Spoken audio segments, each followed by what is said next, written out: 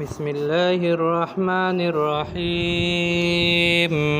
الرحمن علم القرآن، خلق الإنسان علمه البيان. الشمس والقمر بحسبان، والنجم والشجر يسجدان. والسماء رفعها ووضع الميزان، ألا تطغوا في الميزان، وأقيموا الوزن بالقسط ولا تخسروا الميزان. والأرض وضعها للأنام، فيها فاكهة والنخل ذات الأكمام، والحب ذو العصف والريحان. فبأي آلاء ربكما تكذبان؟ خلق الإنسان من صلصال كالفخار، وخلق الجان من مارج من نار. فبأي آلاء ربكما تكذبان؟ رب المشرقين ورب المغربين، فبأي آلاء ربكما تكذبان؟ مرج البحرين يلتقيان، بينهما برزخ لا يبغيان. فبأي آلاء ربكما تكذبان؟ يخرج منهما اللؤلؤ والمرجان. فبأي آلاء ربكما تكذبان؟ وله الجوار المنشآت في البحر كالأعلام. فبأي آلاء ربكما تكذبان؟ كل من عليها فان، ويبقى وجه ربك ذو الجلال والإكرام. فبأي آلاء ربكما تكذبان؟ يسأله من في السماوات والأرض كل يوم هو في شأن. فبأي آلاء ربكما تكذبان؟ سنفرغ لكم أيها الثقلان. فبأي آلاء ربكما تكذبان؟ يا معشر الجن والإنس إن استطعتم أن تنفذوا من أقطار السماوات والأرض فانفذوا، لا تنفذون إلا بسلطان. فبأي آلاء ربكما تكذبان؟ يرسل عليكما شواظ من نار ونحاس فلا تنتصران. فبأي آلاء ربكما تكذبان؟ فإذا انشقت السماء فكانت وردة كالدهان. فبأي آلاء ربكما تكذبان؟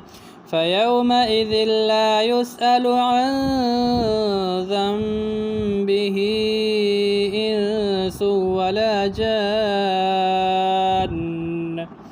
فبأي آلاء ربكما تكذبان؟ يعرف المجرمون بسيماهم فيؤخذوا بالنواسي والأقدام. فبأي آلاء ربكما تكذبان؟ هذه جهنم التي يكذب بها المجرمون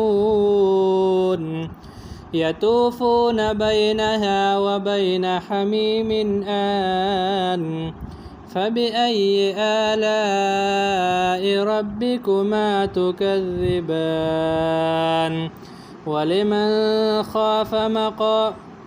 ولمن خاف مقام ربه جنتان فبأي آلاء ربكما تكذبان ذواتا أفنان فبأي آلاء ربكما تكذبان فيهما عينان تجريان فبأي آلاء ربكما تكذبان فيهما من كل فاكهة زوجان فبأي آلاء ربكما تكذبان متكئين على فرش بطائنها من استبرق وجنى الجنتين دان فبأي آلاء ربكما تكذبان فيهن قاصرات الطرف لم يطمثهن إنس قبلهم ولا جان فبأي آلاء ربكما تكذبان كأنهن الياقوت والمرجان فبأي آلاء ربكما تكذبان هل جزاء الإحسان إلا الإحسان فبأي آلاء ربكما تكذبان ومن دونهما جنتان فبأي آلاء ربكما تكذبان مدهامتان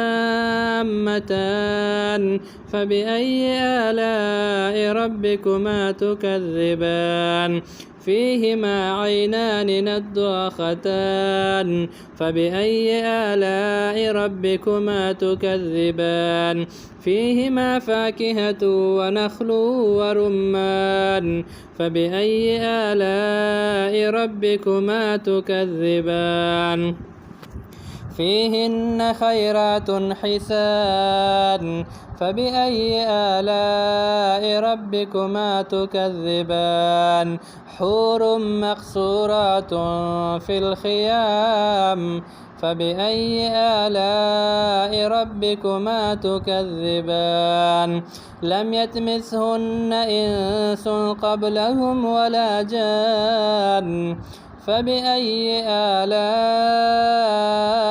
ربكما تكذبان متكئين على رفرف خضر وعبقري حسان فبأي آلاء ربكما تكذبان تبارك اسم ربك ذي الجلال والإكرام صدق الله العظيم.